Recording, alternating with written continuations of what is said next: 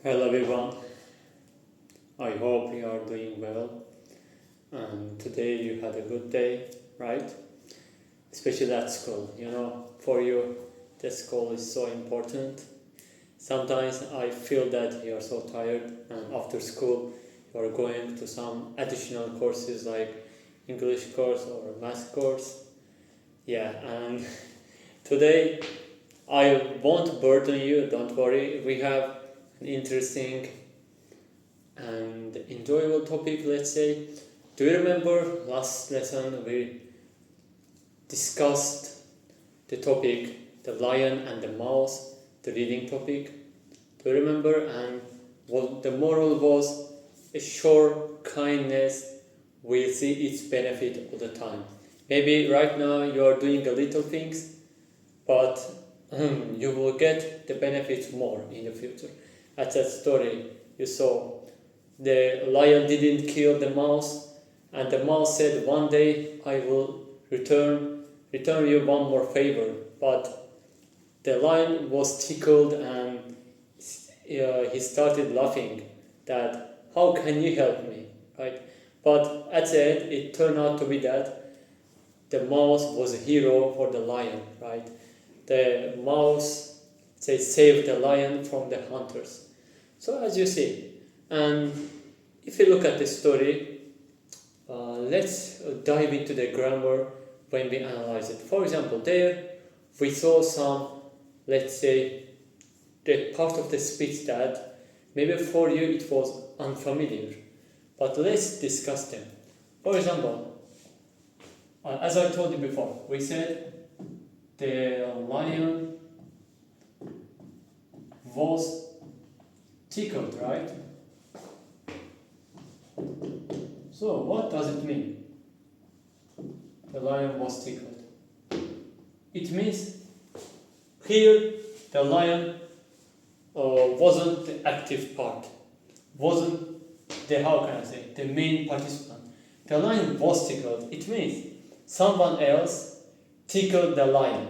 Okay, that's why we can say the lion was tickled. We can add here by blah, by something. Let's say by the words of mouse, by something else, right? So, what was the structure? If we talk about the past passive, we are using object plus was verb plus verb 3. Verb 3, I mean regular, we use ed, right, at the end of the word. But irregular, we use the third one. How can I say? For example, go, went, gone. We need to use gone. So that's why we call it verb 3. For example, the example, right? And then, for example, one more example. The boy, let's say, so if it's singular, we will put was. If it's, let's say, plural, we will use verb. For example, the boy was beaten. Right? Beat is irregular verb, that's why we will use beat, and beaten. The boy was beaten. What does it mean? It means someone beat the boy, right? Maybe his friend, we can say. And we will use by to show that who did the action, right? By his friend or by his parents, by his mom, it doesn't matter. The important thing is here. If you want to say other people who did the action, you can use by. But maybe if it's not so important, just use like this, was beaten, and then say, for example, the flowers were bought. Buy is a past third form of the word buy, right? Bought, buy, bought, bought. As you can see here, flowers, they are plural. That's why we have to use were, right? The flowers were bought. As you see, you can say by the gentleman, by the old man, right? If you want to say who did the action. Or if you want to make the question, you can just put was were at the beginning of the sentence. For example, was the boy beaten or by someone, or were? Let's say, were the flowers bought by an old man? Right, we will use was were and we will put them at the beginning of the sentence.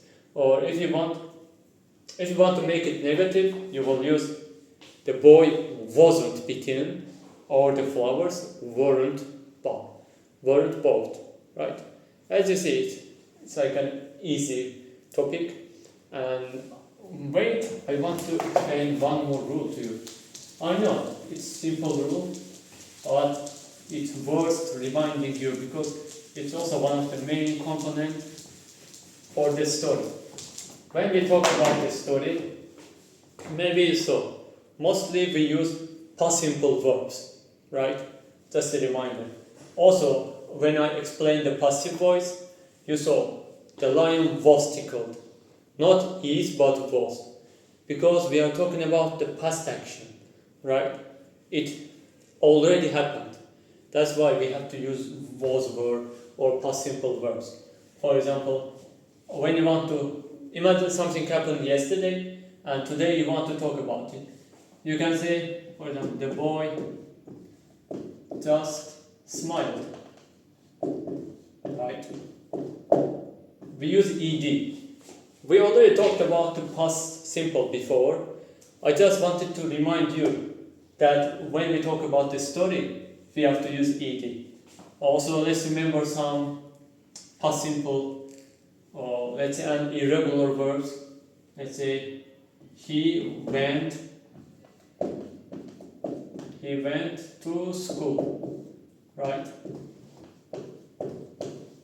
As you can see, he went to school. Went, it's irregular, we use go, went, right?